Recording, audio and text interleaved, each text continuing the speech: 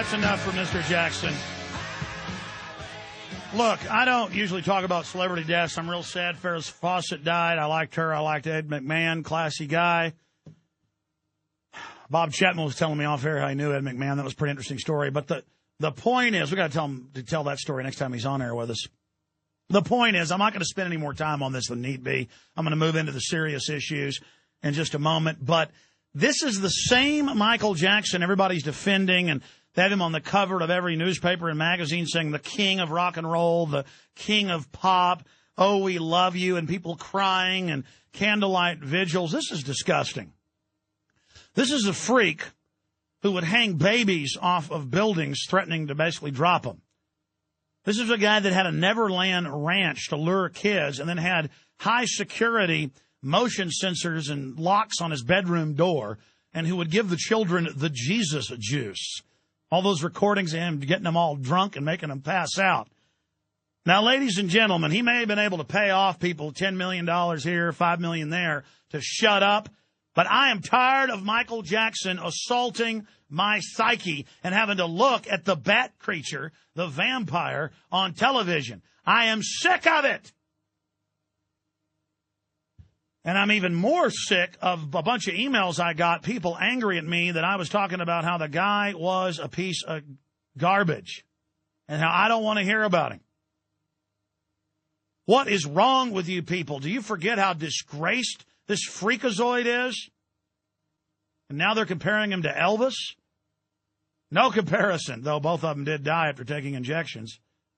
He was taking a synthetic form of opium, of morphine.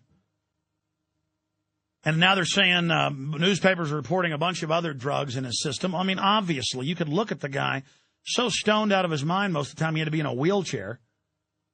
I mean, just a complete zombie. And look, I actually, at a certain level, feel sorry for Michael Jackson. Because you'd see photos of him with his nose kind of flapping in the wind, literally. And having to have like little stents on it just to hold it on because he didn't like his natural good looks. He didn't like his black skin. He didn't like who he was, so he took all these skin bleachers and all these surgeries. And it's what our culture is sick with is Madison Avenue makes you feel inadequate so they can sell you all their products, sell you their political ideologies, sell you their ideas. And so Michael Jackson is another example of what fame and fortune does to most people. When you're buying in to bling and money just for the sake of it.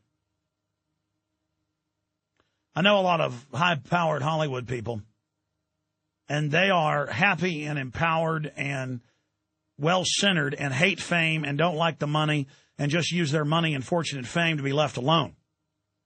But they talk about those in Hollywood that do like the fame and fortune and how they are always destroyed. It is not fun. So women out there that think your butt's too big, your waist is too big, stop feeling inadequate. Stop listening to the establishment. Make you feel inadequate so you don't respect yourself, so you'll be an insecure person that can be manipulated by the media and the culture. A culture of death by design to make you weak.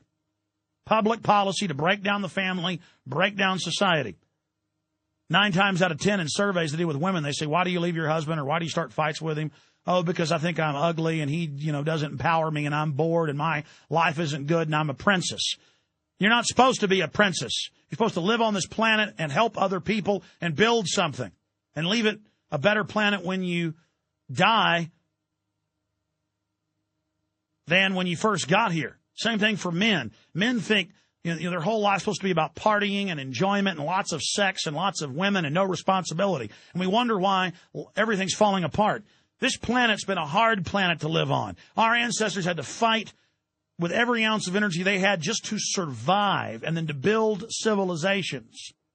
And as soon as they built a civilization and our numbers grew, then we had to fight with each other for different powerful groups always trying to enslave us.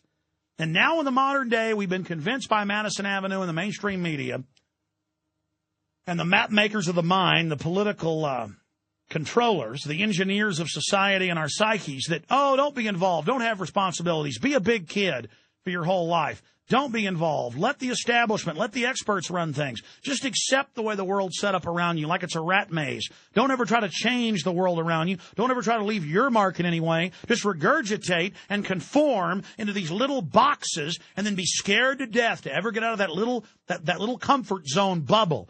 Don't ever talk about politics, or don't ever say anything that might be strange to your neighbor. And, oh, my God, if your neighbor's a little strange, and never talk to them.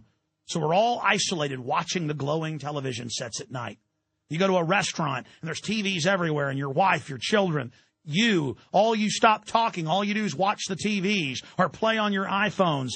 We're losing our humanity, being sucked in to these media devices that are pre-programmed by the establishment with their images and their messages to distort what true human development and society is supposed to be all about.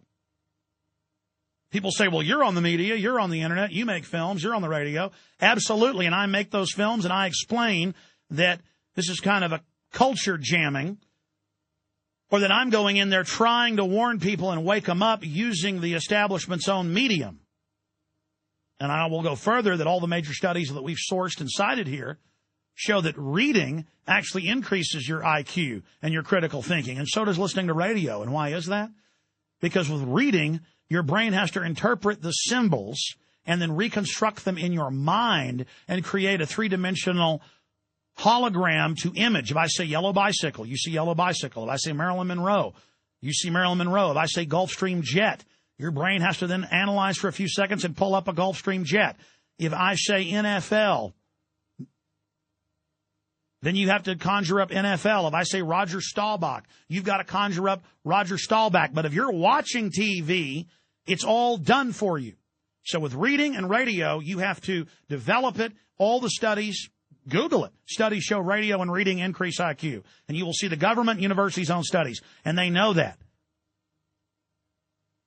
That's why people that read books and magazines and even newspapers make more money. They have higher IQs. They're more fulfilled. They're more happy. That's why talk radio listeners, they're not perfect, but statistically they have higher IQs, higher education.